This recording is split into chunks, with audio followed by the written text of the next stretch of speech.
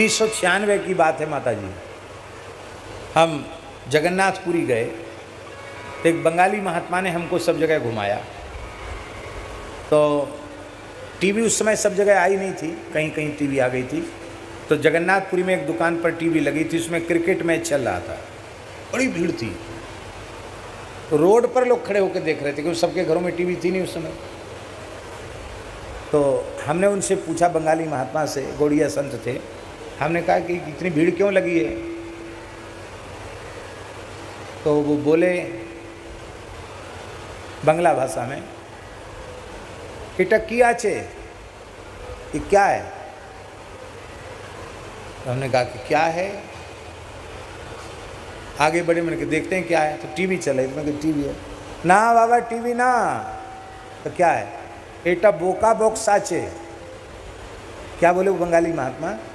एटा बोका बॉक्स आचे। बोका बॉक्स, बोका माने बंगला भाषा में बोका माने पागल को कहते बोका। बोले ये पागल बनाने वाला डिब्बा है, किसी को पागल बनना है उसके सामने बैठ जाओ, पागल बना देगा। एटा बोका बॉक्स आचे। वो बात ऐसी हमारे मन में बैठ गई, महाराज ये बोका बॉक्स ही है, बोका बनाने वाला है। और अब भगवान ने और ज़्यादा कृपा कर दी है, कलयुग को अवसर दे दिया, मोबाइल दे दिया। अब टीवी के सामने बैठने की भी जरूरत नहीं है, हर आदमी बोका बना हुआ है मोबाइल के पीछे। वो पहले बोका बॉक्स घर घर में था, अब सबकी जेब में बोका बॉक्स है। परमार्थ पथ पर आगे बढ़ना चाहते हो तो मोबाइल का व्यवहार अच्छा है कि समाप्त। पकड़ हो तो बिल्कुल छुओ मत मोबाइल, मोबाइल छू के गंगा जी नहाओ, सचैले स्नान करो।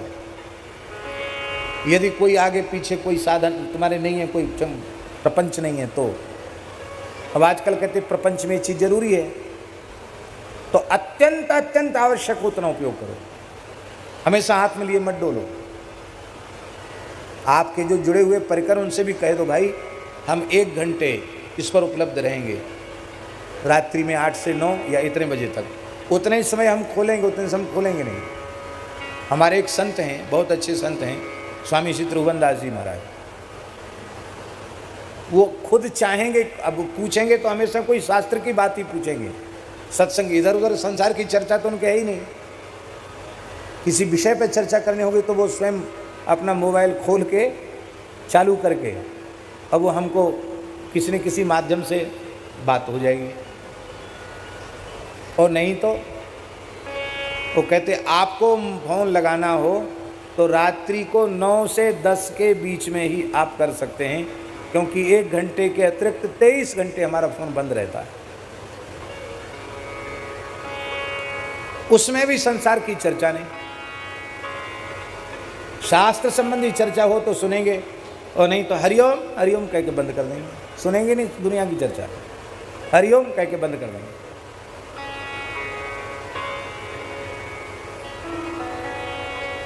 एक व्यक्ति जगन्नाथपुरी गया, सर्व तीर्थराज महोदधि सागर के तट पर बैठा था। बैठे बैठे सवेरे से शाम हो गई। एक सज्जन ने उनसे पूछ लिया, अरे आप सवेरे से आए हो और यहीं बैठे हो, क्या बात है, क्यों बैठे हो? बोले हम स्नान के लिए आए थे। स्नान क्यों नहीं करते? बोले हम स्नान इसलिए नहीं कर रहे हैं कि इतनी जोर से समुद्र गरज रहा है, इसके थोड़े थपेड़े शांत हो जाए, तरंग उठना लहर उठना कम हो जाए, तब हम गोता लगावें। बोले तुम अपने घर चले जाओ। क्यों? बोले गोता लगाना है तो लहरों में ही लगाना पड़ेगा, ना समुद्र के थपेड़े कभी शांत होने वाले हैं और ना तुम्हारा कभी समुद्र स्नान संपन्न होने वाला है। हम लोग जहाँ बैठे हैं ये भी संसार सागर है। क्या है? संसार सागर। और इस संसार सागर में तरंगें उठ रही हैं, थपेड़े चल रहे हैं। इन्हीं थपेड़ों के बीच में आप थोड़ी देर गोता लगाकर राम कृष्ण का स्मरण कर लो, भजन साधन कर लो तो संभव है। आप कहोगे कि ये सब खत्म हो जाएगा, तरंगें शांत हो जाएंगी, अब कोई काम बाकी नहीं रह जाएगा, तब माला उठाएंगे। तो महाराज आप लोग तो गृहस्थी हैं, आप लोगों के जीवन में तो बहुत जिम्मेवारियाँ। हम लोग बाबा जी हैं, भले ही नाम मात्र के ही सही, पर बाबा जी तो हैं। समय न निकालें, प्रमाद करें तो हमारे पास भी समय नहीं है। आपसे अधिक व्यस्त हम हैं। इतने व्यस्त हैं कि थोड़ा भी समय न बचावें तो आप हमको भोजन न करने दें, हमको 1 मिनट सोने न दें। आप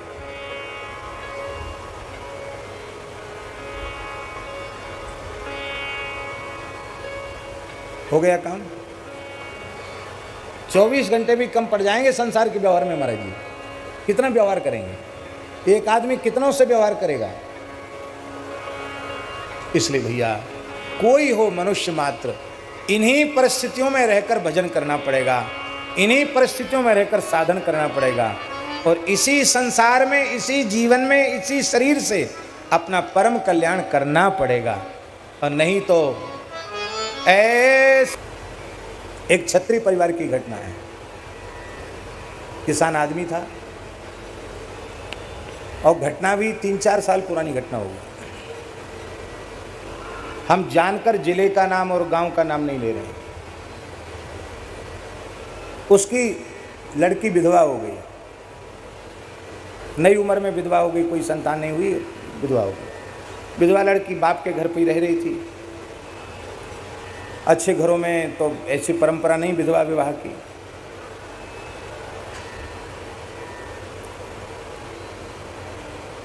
बाप खेत पे काम कर रहा था,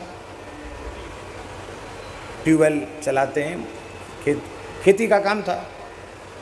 और मैया ने रोटी लेके बेटी को भेजा बाप के पास कि दिन भर उनको काम करते हो गया और रात लगता रात में भी वहीं रहेंगे, रोटी ले जा। वो रोटी लेके गई, बाप को उसने रोटी दिया। बाप की ऐसी बुद्धि मारी गई कि उसकी बुद्धि बिगड़ गई, बदल गई बुद्धि, और अपनी ही बेटी को उसने दूषित भाव से देखा।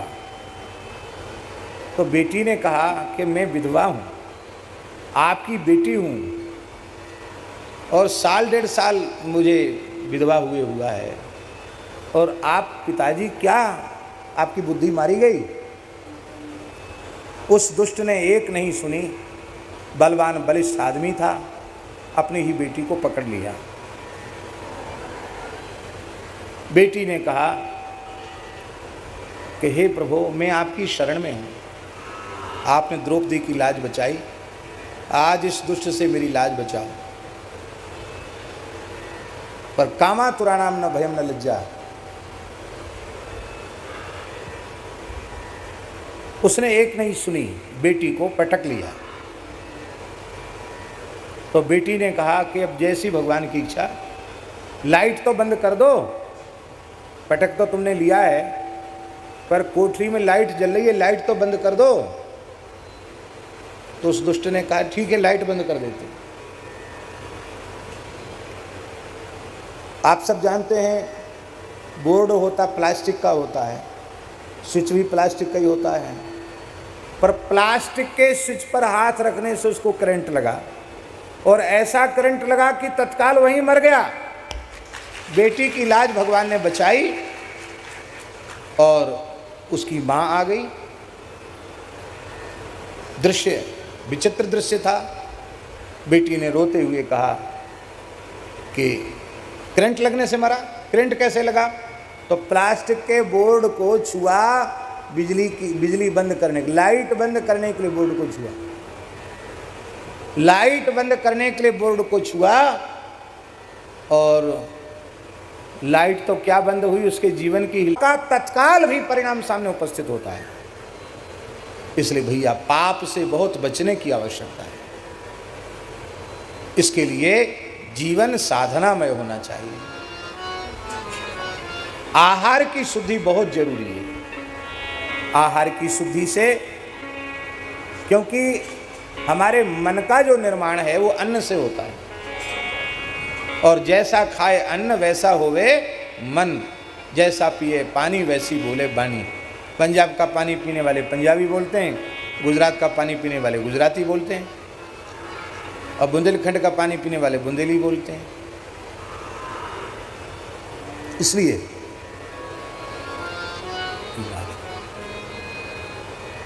बहुत आवश्यकता है पाप से बचने की। तो इस विदारुण नाम के राजा के सामने पाप का परिणाम उपस्थित हुआ और इसके शरीर में गलित कुष्ठ हो गया इन भयंकर पापों के परिणाम स्वरूप। लेकिन फिर भी उसकी दुष्टता कम नहीं हुई। एक दिन वह घोड़े पर सवार होकर के दैव योग से इस तुंगकारण्य में आ गया। उसे कुछ पता नहीं था महिमा का। वो आकर उसने वेत्रवती में स्नान किया, वेत्रवती का जल पिया।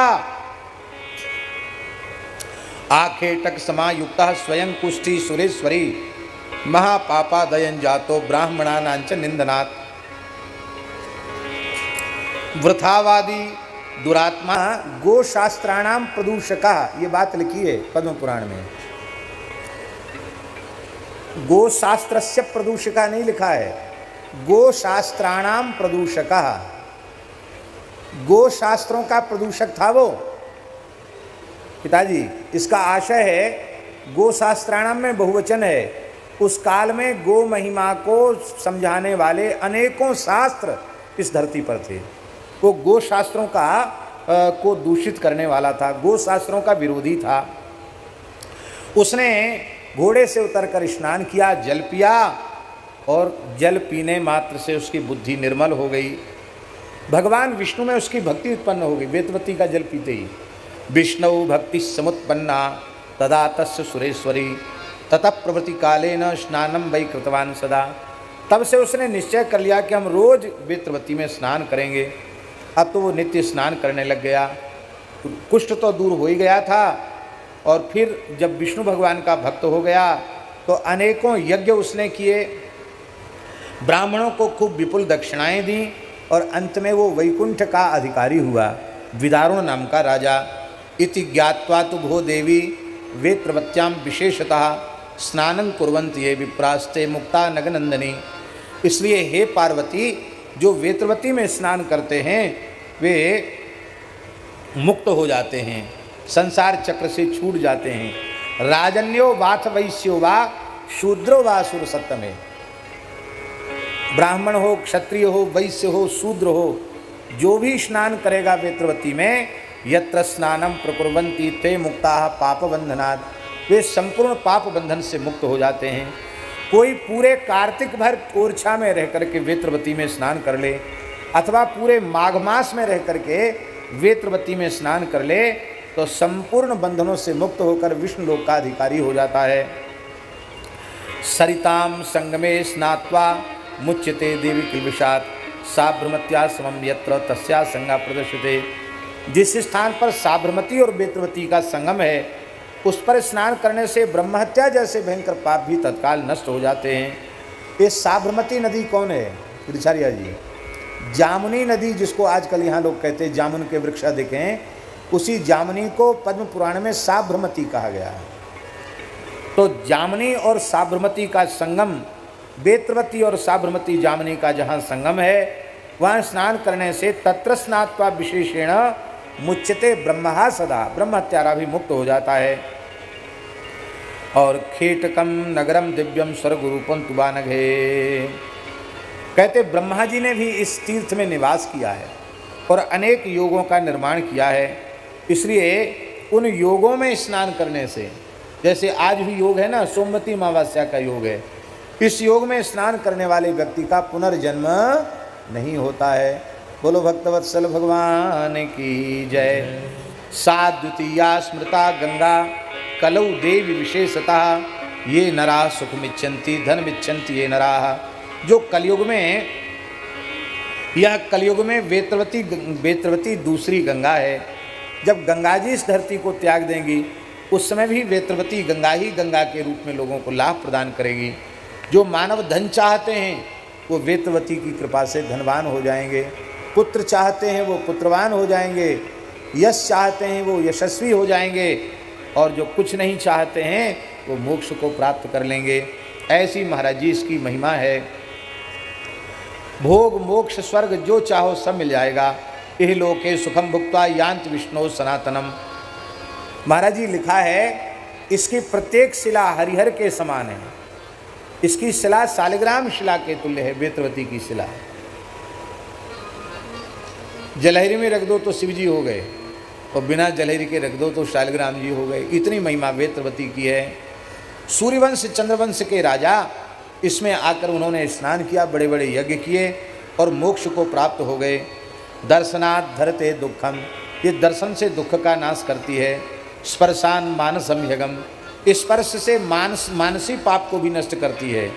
और स्नान करने वाला तो स्नात्वा भुक्त्वा चित्ते तथा देवी मुक्ति भागी न संशया, जो वेत्रवती गंगा में स्नान करता है, जलपान करता है, वो मुक्ति का अधिकारी हो जाता है, इसमें संदेह नहीं है। ये कौन कह रहा है?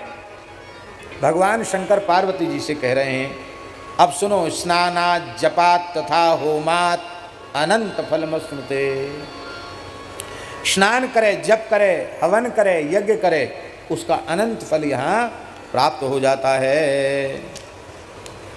इसके पृष्ठ भी चिपके हुए हैं।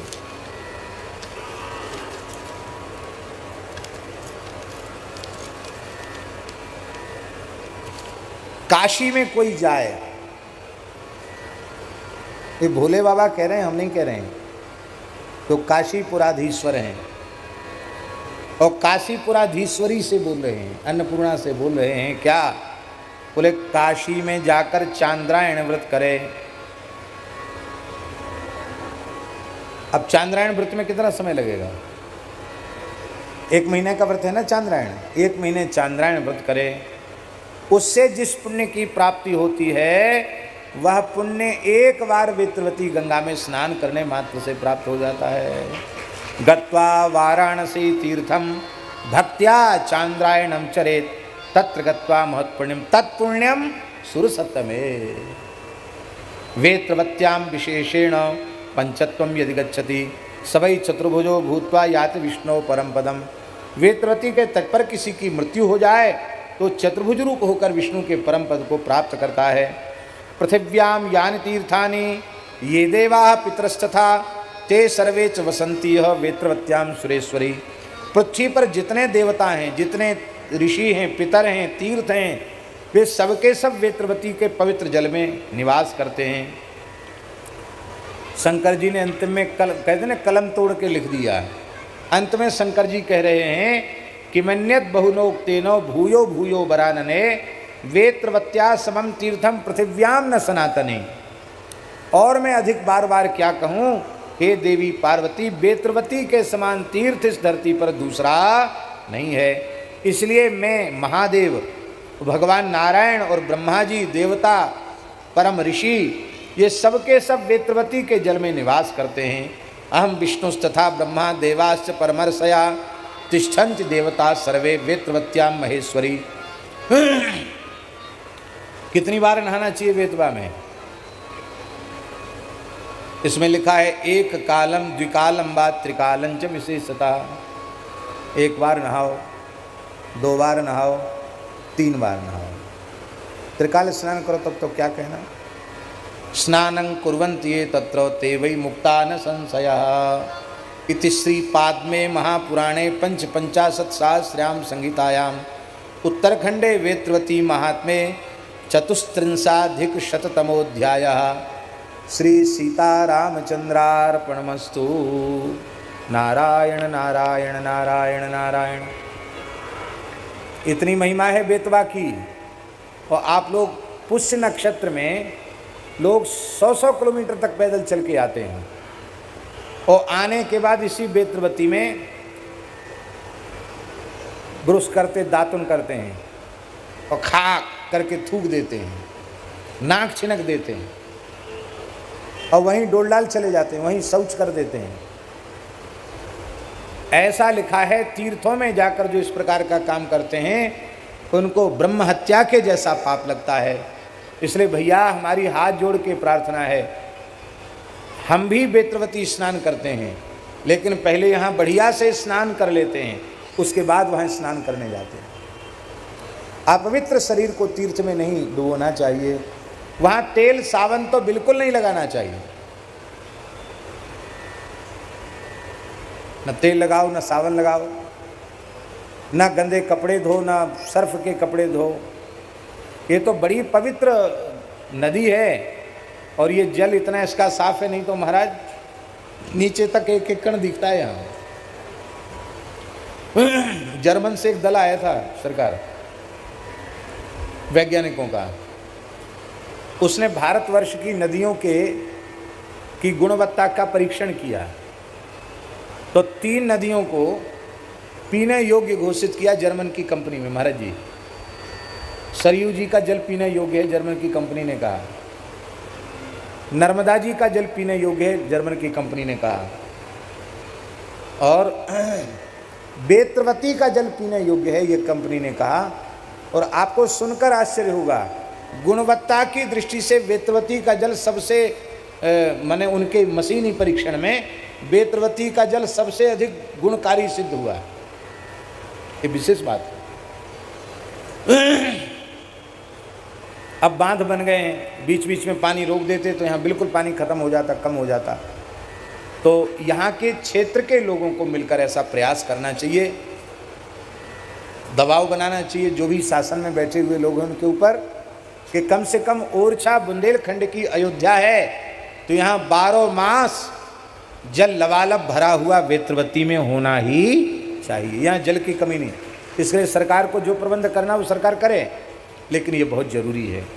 और बेत्रवती का महात्म्य, तुंगकारण्य का महात्म्य बहुत उत्तम पक्ष है कि राम राजा सरकार के मंदिर के बाहर भीतर कुछ लिखवा करके दिया जाए तो लोगों को ज़्यादा लाभ होगा। बेत्रवती के तट पर भी कहीं बोर्ड पर इसको लिखवा देना चाहिए, जिससे लोगों को बहुत लाभ होगा। आएंगे पढ़ेंगे कुछ तो लाभ होगा। तो हम बेत्रवती स्नान जरूर करें, पर नदियों को दूषित न करें। नदियों के तट पर वृक्ष लगावें। वृक्ष लगाने की बड़ी भारी महिमा है। 10,000 वैदिक ब्रह्मचारियों को भोजन कराने से जिस पुण्य की प्राप्ति होती है, वही पुण्य बट, पीपल, पाकर अथवा गूलर, इन वृक्षों को जो किसी पवित्र जलाशय या नदी के किनारे लगाते हैं और जब इन वृक्षों में फल लगने लग जाते हैं तो 10,000 वैदिक बटुक ब्रह्मचारियों को भोजन कराने से जिस पुण्य की प्राप्ति होती है, वह पुण्य प्रतिदिन उस वृक्ष में जब फल आना शुरू होते हैं तो वृक्ष लगाने वाले को प्राप्त होने लग जाता है। इसलिए भैया नदियों के तटों पर बड़े बड़े वृक्षों को अवश्य लगाना चाहिए। आज तो वट सावित्री है, वट अमावस्या है।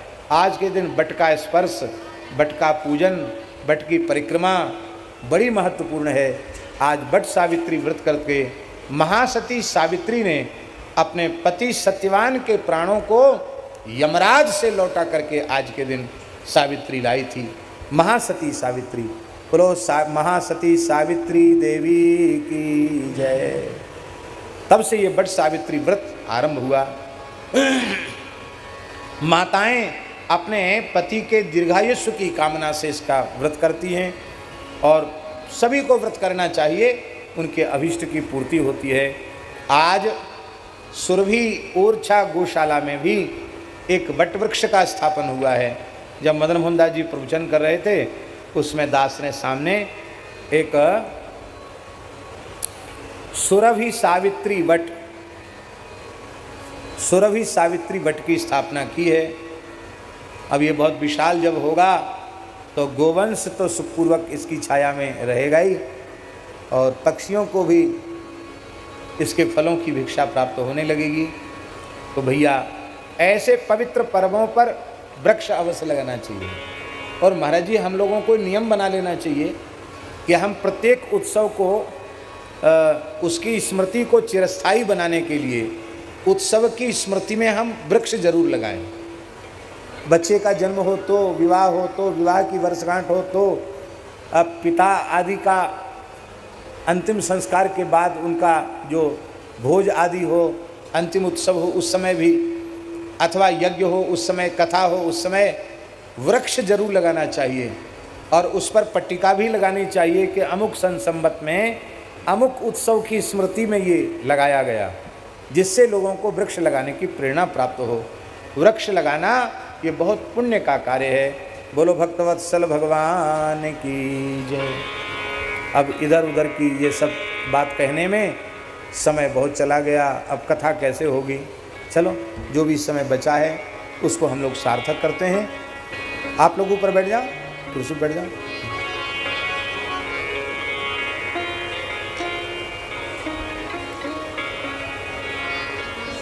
आप यहाँ आ जाओ, सामने आ जाओ। महेश जी आ जाओ, आप इधर आ जाओ। ए कोतवाल बाबा इधर आओ, सामने यहाँ।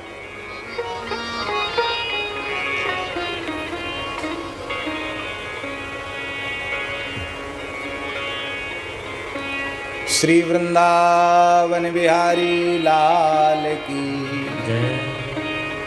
मरने वाले को क्या करना चाहिए?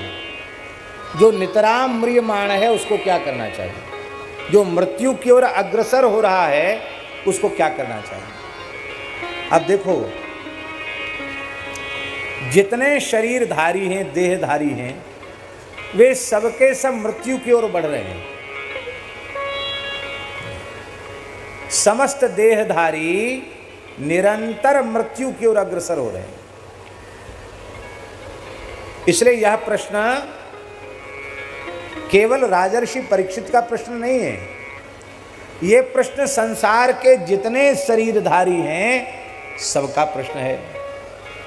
अब सबकी बात हम इसलिए कह रहे हैं कि है तो सबका प्रश्न, पर यह प्रश्न करने की योग्यता केवल मनुष्य में है।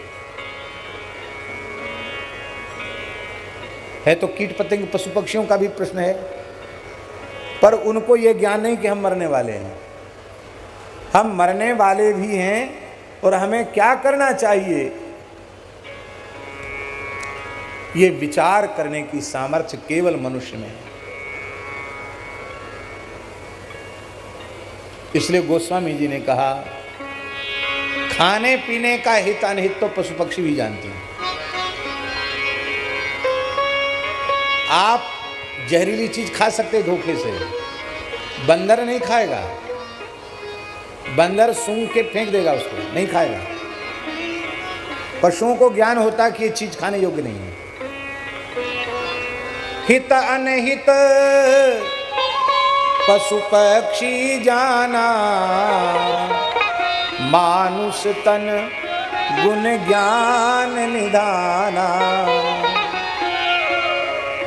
मनुष्य की देह इसीलिए महिमामयी है क्योंकि उसे आत्म कल्याण के संबंध में सोचने की योग्यता भगवान ने दे रखी है, और किसी को भी अपने कल्याण के संबंध में सोचने की योग्यता भगवान ने नहीं दे रखी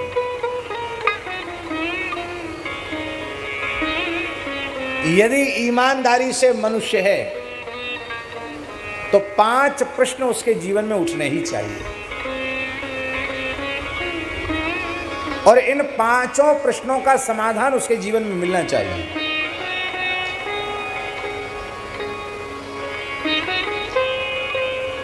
पहला प्रश्न है,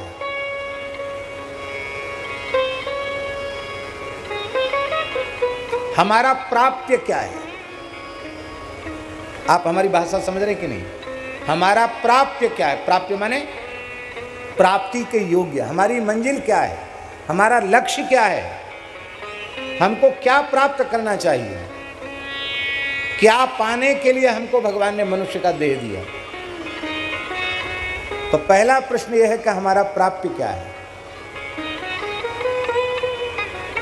इस पहले प्रश्न का उत्तर है, जिसकी प्राप्ति के बाद फिर कुछ भी पाना शेष न रहे वो प्राप्त है। इस संपूर्ण ब्रह्मांड में ऐसी कोई वस्तु है ही नहीं, ऐसा कोई पद प्रतिष्ठा या पदार्थ है ही नहीं जिसको पाने के बाद फिर कुछ पाना शेष न रह जाए। केवल और केवल भगवत प्राप्ति ही ऐसी है जिसके बाद फिर कुछ पाना शेष नहीं रह जाता है। और जब तक ये नहीं होगा तब तक आप चाहे जितने बड़े बने रहो, आपके जीवन में अभाव मिटेगा नहीं। महाराज जी, केवट कोई बड़ा आदमी तो नहीं है, नौका चलाकर गंगा जी में नौका चलाकर अपना गुजारा बस करता है, गुजर बसर करता है। गरीब आदमी है, सामान्य व्यक्ति है। राम जी प्रसन्न हो गए, बोले कुछ मांग लो, तो उसको मांग लेना चाहिए।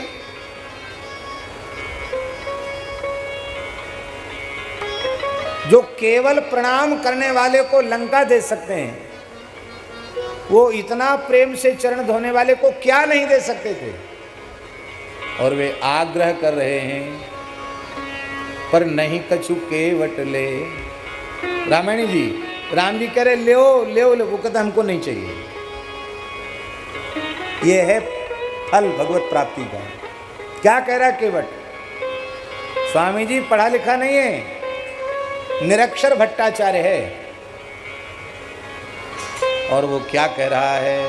जीवन का प्राप्य है, लक्ष्य है, जिसको पाने के बाद फिर कुछ पाना शेष न रह जाए, हमारे जीवन में परिपूर्णता आ जाए।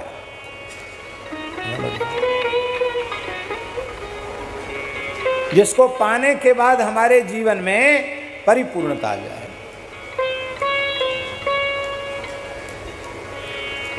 और भगवत प्राप्ति में ही जीवन में परिपूर्णता आती है।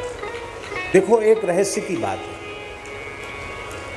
अभाव जो है ना वो रहता कहाँ है महाराज जी? अभाव कहाँ रहता है?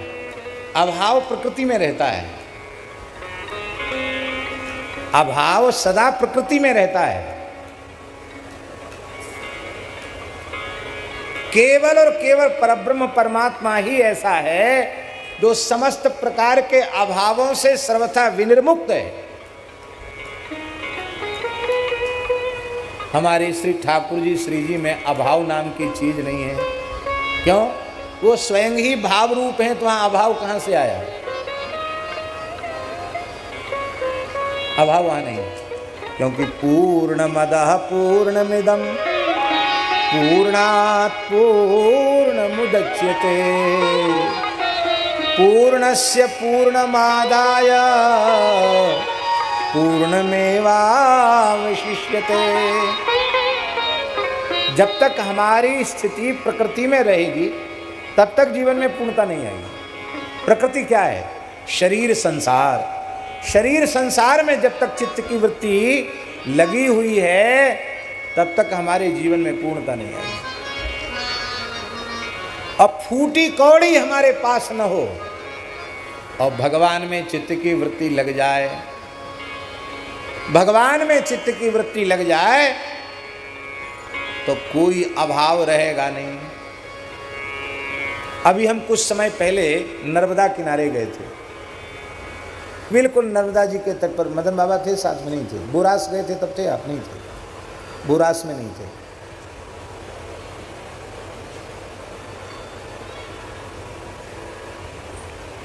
एक महात्मा श्री रामदास जी महाराज टाटम्बरी बाबा, त्यागी तपस्वी महात्मा, बहुत अच्छे संत हैं। उनका बड़ा आग्रह था काफ़ी समय से कि त्यागी तपस्वियों के बीच में एक कथा सुना। तो समय बहुत कम था, लेकिन मतलब ये राम गोपाल दास जी गए थे, तो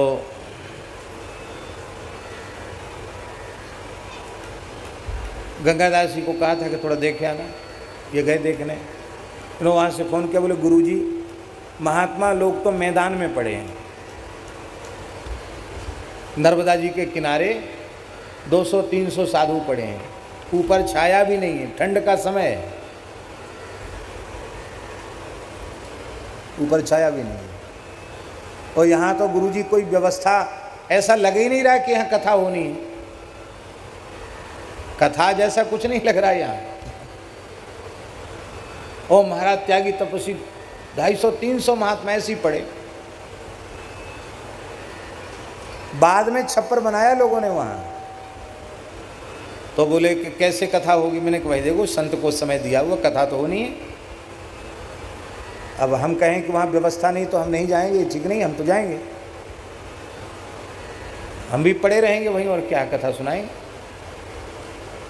तो अपने ठाकुर जी की बस है, उस बस में ऐसी व्यवस्था है कि उसमें स्नान भी किया जा सकता है, और उसमें एक वो चलता फिरता कमरे जैसा है वो। तो उसमें ये सुविधा है कि जहाँ बस खड़ी कर दो तो जनरेटर से भी उसका कनेक्शन हो जाए, तो उसमें उसकी लाइट वगैरह सब चलती रहेगी, एसी भी चलता रहेगा। अब वो वैकल्पिक व्यवस्था उसकी हो सकती है, संभव है। तो नहीं तो हम बस लेके नहीं जाते, इसीलिए बस लेके गए, मान लो नहीं होगा तो उसमें रुक जाएंगे बस में, क्योंकि कथा कहने में शरीर की अनुकूलता रहनी चाहिए। लेकिन आप आश्चर्य करेंगे, किसी के सामने हाथ नहीं फैलाया महात्मा ने, किसी से कहा नहीं, केवल जाकर नर्मदा जी की शरण में पड़ गए। आपको सुनकर आश्चर्य होगा, 2 लाख आदमी प्रतिदिन कथा में उपस्थित होते थे। कितने? 2 लाख। ये सरकारी रिपोर्ट थी कि 2 लाख से ऊपर लोग यहाँ उपस्थित हो रहे हैं। कथा के पहले, हमारे आने के घंटा भर पहले पूरे बड़े पंडाल में कहीं पैर रखने की जगह नहीं रहती थी, क्योंकि जो पीछे आएगा उसको जगह नहीं मिलेगी। और खूब त्यागी तपस्वी संत, सबके प्रसाद की व्यवस्था, ये और बड़ी बात। और महात्मा हमारे लिए तो पलाई का कमरा बना दिया उन्होंने, और महात्मा तो महात्माओं के बीच में ऐसे मैदान में पड़े थे। काटम्बरी बाबा, उनके शिष्य ने नर्मदा किनारे की घटना सुनाई। बोले गुरुजी नर्मदा परिक्रमा करते करते वहाँ के पड़ गए, और ये व्रत था कि जीवन में कभी किसी से मांगना नहीं है, याचना नहीं करना, चाहे मर जाएं, काम होए तो न होए तो याचना नहीं करनी, ये पक्का निश्चय था। तो यहाँ आकर पड़ गए, 7 दिन तक केवल नर्मदा जी का जल पी के रहे। कोई ये भी पूछने नहीं आया कि तुमने खाया कि पिया, कि तुम मर रहे हो कि जी रहे हो, कोई पूछने नहीं आया। 8वें दिन एक व्यक्ति आया, उसने आलू दिए, नमक दिया और आधा सेर आटा दिया। तो उन्होंने कहा ठीक है, थोड़ा सा घी दिया, उन्होंने धूना पर टिक्कड़ बनाया, और 7 दिन के भूखे थे, और 2-4 मूर्ति भी साथ में थे, 1-2 शिष्य भी थे साथ में। तो टिक्कड़ बना करके और अपने सालिग्राम जी को जैसे ही भोग लगाया कि 3 महात्मा आ गए नर्मदा परिक्रमा करते हुए। नर्मदे हर, आओ नर्मदे हर पधारो महाराज। बोले गुरु भाई बहुत बढ़िया टिक्कड़ बनाए, भोग लग गया, और हम लोग तो बड़े भूखे हैं, लाओ लाओ लाओ प्रसाद पका। हाँ महाराज पाओ पाओ पाओ। तो 8वें दिन वो जो टिक्कड़ बने थे आधा सेर आटे के, वो सब के सब महात्मा पा गए, कुछ नहीं बचा उनके लिए। पर वो महात्मा कोई सिद्ध पुरुष थे महाराज, वो आई थी कृपा करने के लिए। उन्होंने कहा रामदास जी महाराज अब जीवन में किसी वस्तु का अभाव नहीं रहेगा तुम्हारा। बड़े बड़े विशाल यज्ञ कराते महाराज वो। और महात्मा बिल्कुल फक्कड़ हैं। यहाँ ओरछा अपने आश्रम में आए, लोगों ने कहा कमरे में रह जाओ। बोले नहीं, हम साधुओं के बीच में ही रहते हैं। बरंडा में, हॉल में जहाँ साधु पड़े थे उन्हीं के बीच में अपना टाट का आसन लगा के रहे। बोले हम कभी जीवन में कमरे में रहे नहीं, और कमरे में हम कभी रहेंगे नहीं। हम उनके शिष्य तो रुक गए कमरा में, वो नहीं रुके। बोले हम तो साधुओं के बीच में ही हमारा आसन रहता, साधुओं के बीच में ही रहे।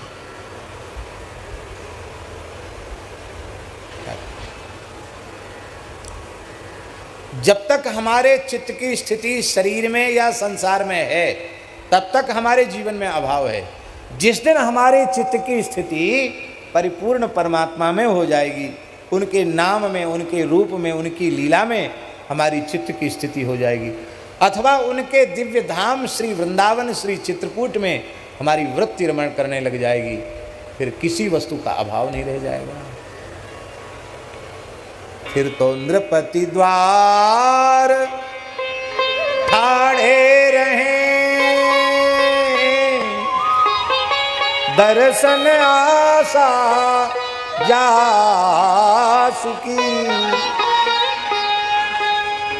आसुधीर उद्योत कर,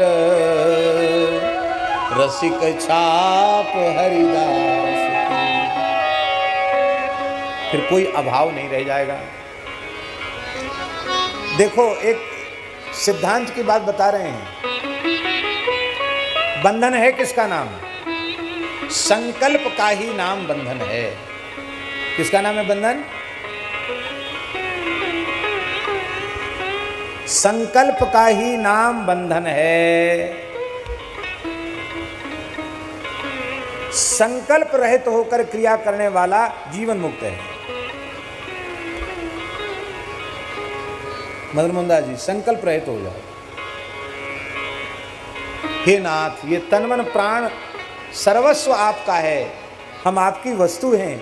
आप जैसे इसका उपयोग करना चाहें आप कर लें। आप कुछ कराना चाहते तो करा लें, और न कराना चाहते तो बिल्कुल मत कराओ। बस हमको तो एक ही काम कराओ। अब प्रभु कृपा करहु यही बाती, अब प्रभु कृपा करहु यही बाती, सब तजी भजन करो दिन राती, सब तजी भजन करो दिन राती।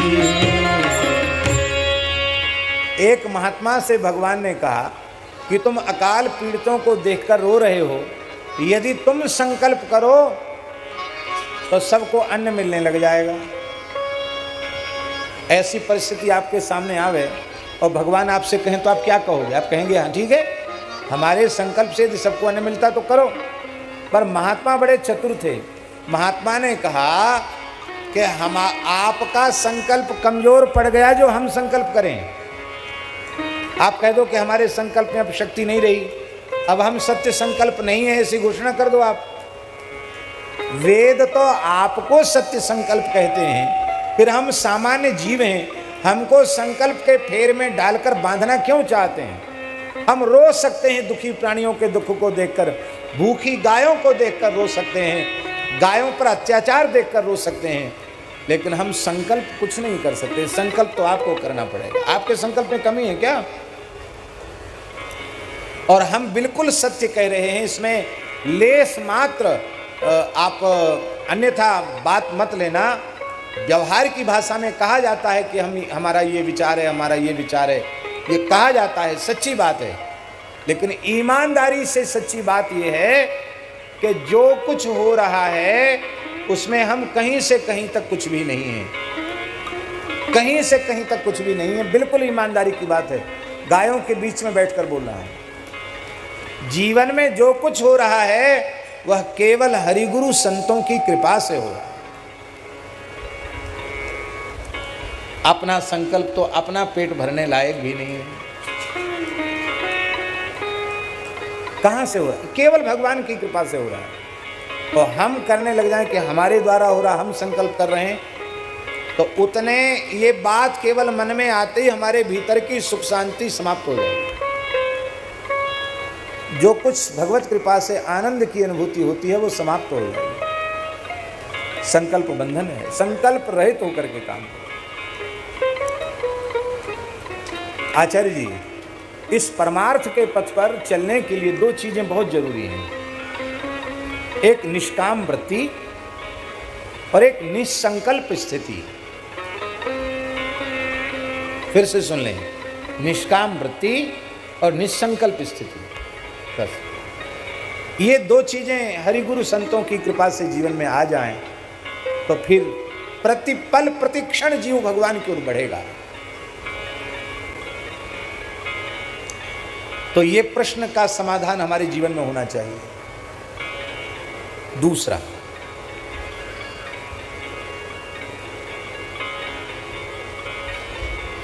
प्राप्ति का साधन क्या है? दूसरा प्रश्न क्या है? प्राप्ति तो भगवान है, तो उनकी प्राप्ति का साधन क्या है? साधन कौन बताएगा? साधन शास्त्र बताएंगे, पर शास्त्रों में अनेक साधनों की भरमार है। तमाम साधन शास्त्रों ने बता दिए। आप कैसे निश्चय करेंगे कि हमारे लिए अमुक साधन ही है? तो हमारे लिए अमुक साधन ही है, ये निश्चय कौन करेगा? ये निश्चय श्री सद्गुरुदेव भगवान करेंगे। इसलिए पोथी को पढ़ करके साधन निश्चित नहीं किया जाता। सद्गुरुदेव भगवान जो साधन कृपा करके दे दें उसमें पूर्ण श्रद्धा विश्वास से लग जाओ, काम बन जाएगा। जिसके गुरुदेव ने जिसे जो दिया है उसमें परिपूर्ण निष्ठा रख करके आगे बढ़ो।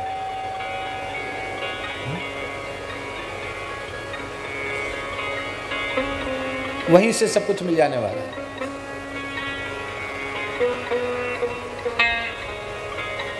आप कहें क्या करें, हमें तो वहां से कुछ नहीं मिल रहा है। तो यदि वहां से कुछ नहीं मिल रहा है तो दुनिया के किसी कोने में चले जाओ, कहीं से कुछ नहीं मिलेगा।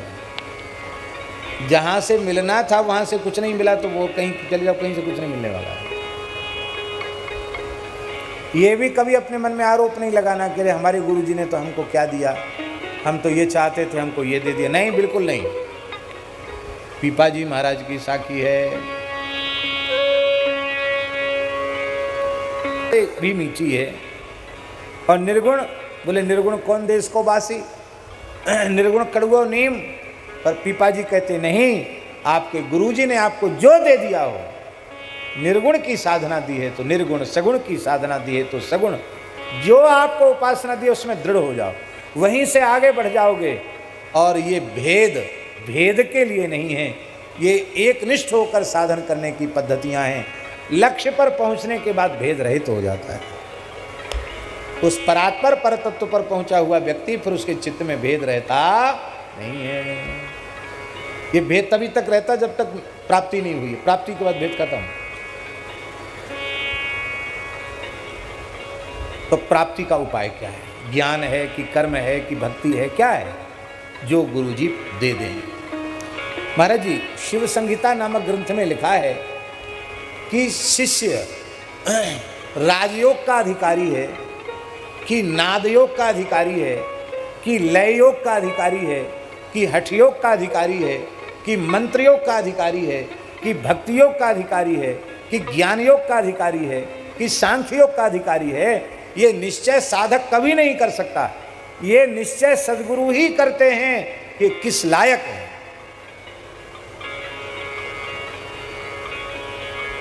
जिस लायक होगा वो चीज मिल जाएगी।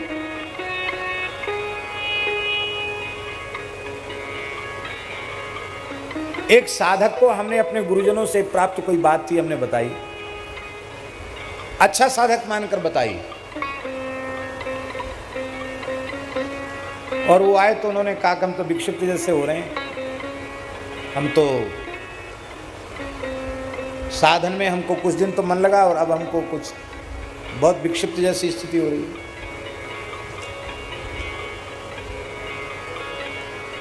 हम क्या समझाएं उनको, क्या कहें?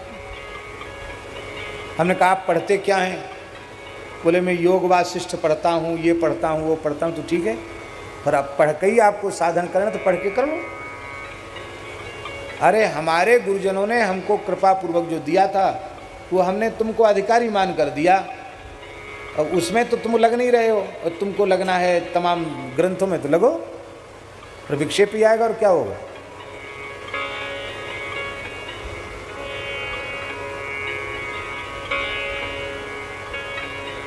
संत दरियाब जी, रामानंद संप्रदाय की एक शाखा है राम स्नेही परंपरा के एक आचार्य दरियाब जी महाराज। उनके गुरुजी ने महाराज जी उनको आदेश दिया राम राम करो, और उतने से ही उनका क्या कहना, वे कहते हैं जो दुनिया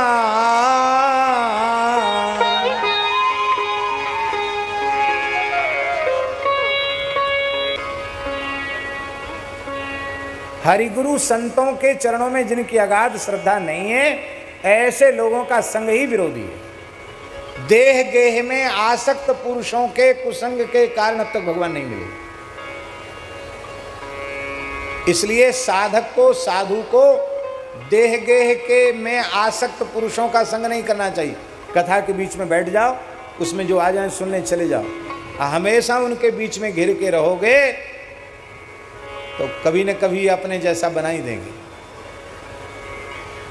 इसलिए उतनी देर समुदाय में जितनी देर सत्संग, बाकी अपनी मस्ती में रहो। अपने साधन में रहो। दुनिया के बीच में ज़्यादा बैठने की अपेक्षा तान दुपट्टा सो जाना ज़्यादा अच्छा है।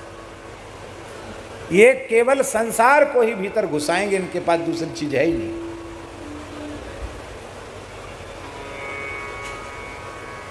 देह गेह में आसक्त पुरुषों का संग करने के कारण ही अब तक हमारा काम नहीं बना।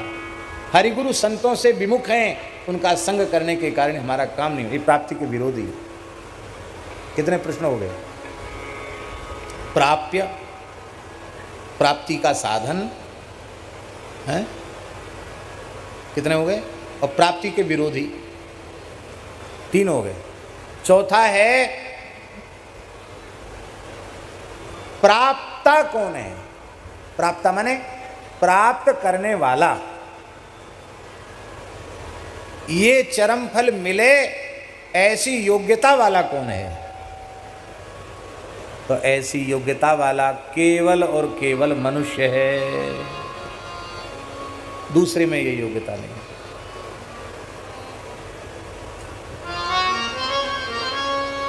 पशु योनि में पड़े हुए जीव यहां आके बैठ के कथा नहीं सुन सकते। सुन सकते हैं?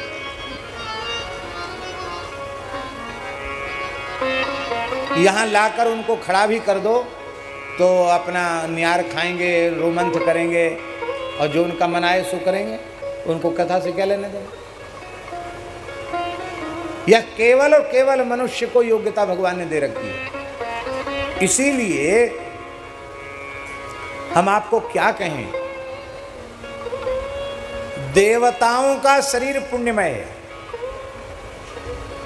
हम लोगों का शरीर महाराज जी पुण्यमय नहीं है, पुण्य और पाप से मिश्रित है। पर देवताओं का शरीर पाप से मिश्रित नहीं, वो निष्पाप है, पुण्यमय शरीर है देवता का। और बहुत विलक्षण शक्तियां देवताओं को प्राप्त हैं। जैसे हम उदाहरण दें, केवल यही यज्ञ हो रहा है क्या? केवल ओरछा सुरभि गौशाला में यज्ञ हो रहा है क्या? भारतवर्ष इतना पवित्र देश है कि खोज करो तो हजारों जगहों यज्ञ चल रही हैं अभी भी। और गर्मी के मौसम में तो पूरा मालवा गांव-गांव यज्ञ होता है, पूरा राजस्थान यज्ञ हो रहे हैं, बुंदेलखंड में भी बहुत यज्ञ होते हैं। अब हमको कोई कहे कि एक ही समय में यहाँ भी रह जाओ, वहाँ भी रह जाओ, वहाँ भी चले जाओ, तो हमारी योग्यता तो नहीं है। पर जहाँ जहाँ यज्ञ होगा सारी धरती पर देवता सब जगह पहुँच सकते हैं। सब जगह इंद्र पहुँचेंगे, सब जगह वरुण पहुँचेंगे, सब जगह अग्नि पहुँचेंगे, सब जगह कुबेर पहुँच जाएंगे। हमारे में ये योग्यता नहीं है। एक ही काल में असंख्यों स्थलों पर उपस्थित होकर पूजा ग्रहण करने की योग्यता देवताओं में है, हमारे में तो नहीं है। तो देव शरीर कितना दुर्लभ है, पुण्यमय है, अनेक दैविक दिव्य शक्तियों से युक्त है देव शरीर। पर उस देव शरीर से भी श्रेष्ठ मनुष्य शरीर है। क्यों? बोले देवताओं को भी संस्कृति के चक्र से मुक्त होने के लिए क्षीणे पुण्य मर्त्यलोकम विशंति, यहाँ जन्म लेना पड़ेगा और यहाँ जन्म लेकर भगवत शरणागति ग्रहण करनी पड़ेगी। फिर संत सद्गुरु के आश्रित होकर साधन करना पड़ेगा, नहीं तो देवताओं को भी मोक्ष नहीं है माना। हम प्रमाण देते हैं,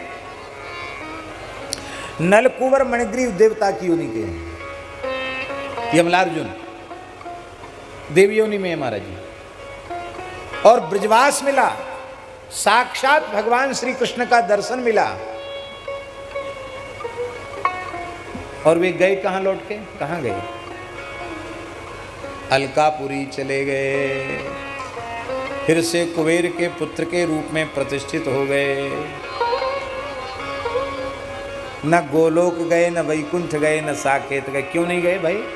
ब्रजवास मिला, ठाकुर जी का साक्षात दर्शन भी मिला, स्पर्श भी मिला भैया जी, फिर भी देवलोक गए। क्यों भैया? ठाकुर जी के यहाँ पहुँचने के लिए तो मानव शरीर ग्रहण करके ही साधन करना पड़ेगा। इसलिए देवताओं से भी दुर्लभ मनुष्य का देह है। सबते दुर्लभ कवन शरीरा, गरुड़ जी ने कागुसुंडी जी से पूछा है, सबते दुर्लभ कवन शरीरा, मनुष्य देह से अधिक दुर्लभ और कोई दूसरा देह नहीं है। और ऐसे देह को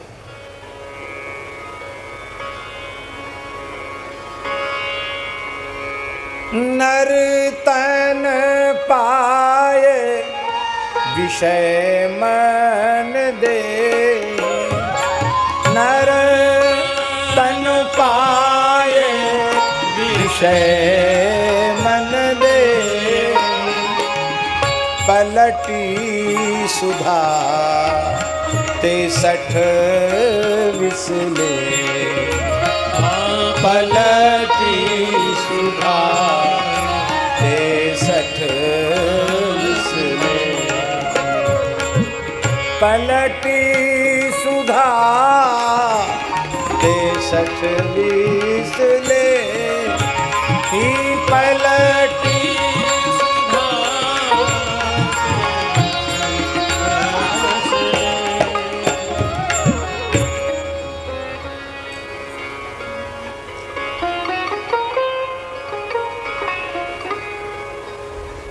प्राप्ता जीव है, मनुष्य है।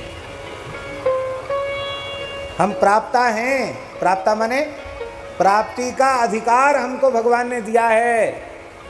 चाहे ब्राह्मण हो या चांडाल, किसी भी जाति मत पंथ में पैदा हुआ व्यक्ति, केवल उसका मनुष्य का आकार होना चाहिए महाराज जी। यदि वो मनुष्य के आकार में है तो वो भगवत प्राप्ति का पूर्ण अधिकारी है। ऐसा आप नहीं मानोगे तो सुखदेव जी के मंगलाचरण का क्या अर्थ करोगे? किरात हूणांध्र पुलिंद पुलकसा आभीर कंका यवना खसादया, ये नेच पापा यदुपाश्रयाश्रया शुद्ध्यन्ति तस्मै प्रभ विष्णवे नमः। इस तो असंगत हो जाएगा ना, फिर सबको अधिकार है भगवान की प्राप्ति का, परम कल्याण का अधिकार सबको है।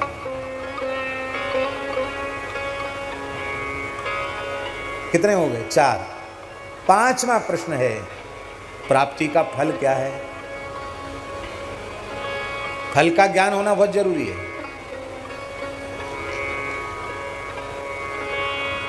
प्राप्ति का फल समझ में नहीं आएगा तो प्राप्ति में प्रवृत्ति कैसे होगी महाराज जी? प्राप्ति का परिणाम समझ में नहीं आया तो साधन में प्रवृत्ति नहीं होगी। अब इसका उत्तर हम कैसे दें, आप बताओ। प्राप्ति का फल क्या है? शास्त्रीय उत्तर तो बहुत हैं, बहुत उत्तर हैं। विद्यते हृदय ग्रंथि छिद्यन्ते सर्व संशया क्षीयन्ते चास्य कर्माणि दृष्टे एवात्मनीश्वरे। भगवत साक्षात्कार होते ही अविद्या की गांठ खुल जाएगी, सारे संशय समाप्त हो जाएंगे, कर्म राशि समाप्त हो जाएगी, क्षीण हो जाएगी। ज्ञानाग्नि दग्ध कर्माणः तमाहु पंडितम बुधा, गीता जी में ज्ञानाग्नि से संपूर्ण कर्मराशि जलकर भस्म हो जाएगी। शरीर का संबंध प्रारब्ध से है, प्रारब्ध को शरीर करेगा, वो करता रहेगा, वो कर लेगा, उसका संबंध केवल इस देह से है।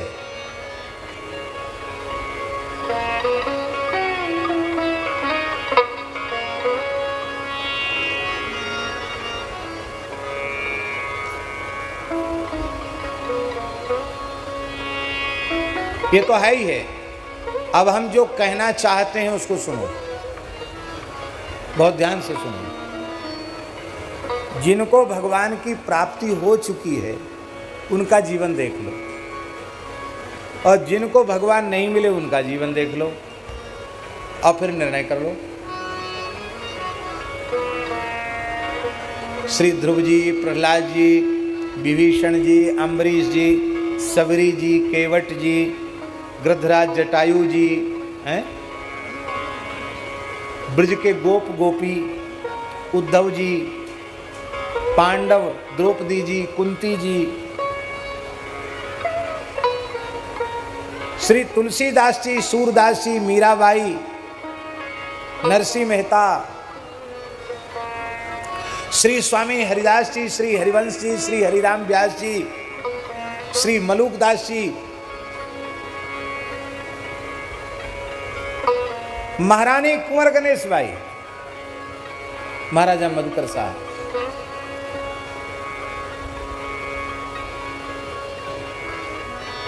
और इस युग में देखना है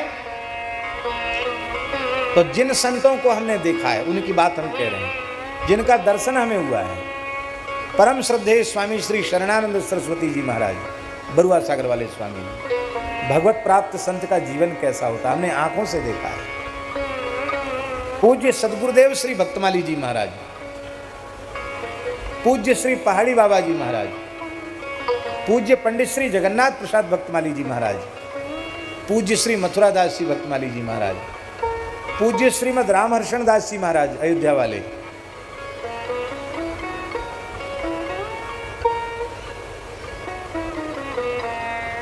पूज्य बाबा श्री बालकृष्ण दास जी महाराज, जिनका दर्शन हमने किया, उनकी बात कह रहे हैं। पूज्य पंडित श्री गया प्रसाद जी महाराज, पूज्य बाबा श्री ठाकुर दास जी महाराज। हम कितने संत गिनाएं, ऐसे इन भगवत प्राप्त संतों का जीवन आप देख लो, और जो भगवान से विमुख प्राणी है उनका जीवन देख लो। यदि इन संतों के जैसा जीवन आपको चाहिए तो आप निश्चय पूर्वक भजन में लग जाओ। इसी जन्म में इसी शरीर से भगवत साक्षात्कार करना है, इस प्रतिज्ञा के साथ भजन में लग जाओ। भगवान ने अतिशय कृपा करके कलिकाल में हमको जन्म दिया है। अन्य युगों में भगवान की कृपा की खिड़की खुली थी, झरोखा खुला था, जंगला खुला था। कलिकाल में भगवान की कृपा का द्वार खुला हुआ है। और युगनते कमल नयन कलयुग बहुत कृपा करी, अतिशय कृपा की है।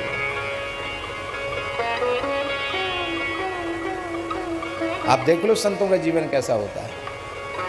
आपका मन करता हो कि हमारा भी ऐसा जीवन बने, तो आप इस मार्ग में चलिए। ये प्राप्ति का फल है। प्राप्ति का फल समझने के लिए संतों का चरित्र पढ़ना चाहिए, संतों का जीवन देखना चाहिए। प्राप्ति का फल क्या है? बोलो भक्तवत्सल भगवान की जय। इसलिए मरने वाले को क्या करना चाहिए? यत् श्रोतव्यम अथो जप्यम, यत् कर्तव्यम रवि प्रभो, स्मर्तव्यम भजनीयम वा, ब्रूहिये तद यद्वा विपर्ययम्। सुखदेव जी ने कहा, राजन आपका यह प्रश्न परम श्रेष्ठ प्रश्न है, वरीयान प्रश्न है। सारे संसार का हित इसमें समाया हुआ है। आत्मज्ञानी महापुरुष ऐसे प्रश्नों का आदर करते हैं।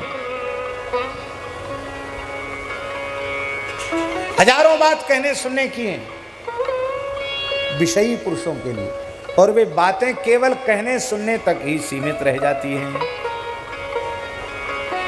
क्यों रह जाती हैं? गृहे सुग्रह मेधिना। उन विषयी ग्रहासक्त पुरुषों का जीवन कैसा होता है? निद्रया ह्रियते नक्तम्, व्यवायेन च वावयः। सारी रात सोने में बीत जाती है, बीत ही नहीं जाती है। निद्रया, निद्रा के द्वारा, नक्तम ह्रियते, रात्रि के समय की चोरी कर ली जाती है। निद्रया ह्रियते नक्तम्, व्यवायेन च वावयः। अथवा विषय भोग में रात्रि व्यतीत हो जाती है, दिन धन कमाने की अभिलाषा में व्यतीत हो जाता है। बचा खुचा समय कुटुंब के भरण पोषण में चला जाता है। पारमार्थिक चिंतन के लिए विषयी जीव के जीवन में अवकाश ही कहाँ है? बिल्कुल समय नहीं। पहले गाँव में लोग खूब काम करते, लेकिन सवेरे नहा धो के 5-7 मिनट तुलसी में जल चढ़ा के, चाहे भोले बाबा को जल ढार के 10-5 मिनट कुछ न कुछ साधन कर लेते थे। गांव के लोग भी बिना नहाए पानी नहीं पीते, और संध्या को भी अपने खेत खलिहान से लौट के आते तो हाथ पांव धो के माला लेके बैठ जाते। अब जो भी उन पे आवे, सीताराम राधे श्याम, वैसे नहीं कि कौन से हाथ से जपना चाहिए, माला झोली में जपना चाहिए, नहीं, ऐसे ही अपना गमछा डाल लिया, धोती डाल ली, सीताराम सीताराम जपने लगे और खूंटी पे टांग देते थे माला। एक खील टंगी, खूंटी पे माला टांग दी, वहां से माला उठाई, जप कर लिया, रख दिया। अब वो भी नहीं है।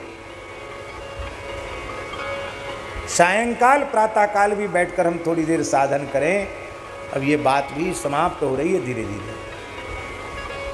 क्यों? वो संध्या का समय तो टीवी के सामने चला जाता है। घर लौट के आए तो टीवी खोल लो, टीवी में सुनो समाचार, सुनो इधर उधर की, और क्या वापस में झगड़ा होता ना उनका किसी विषय को लेके, क्या कहते हैं उसको, क्या कहते हैं, कमेंट, डिबेट कहते, जो भी कहते हो, भगवान जाना, उसमें समय चला जाता है।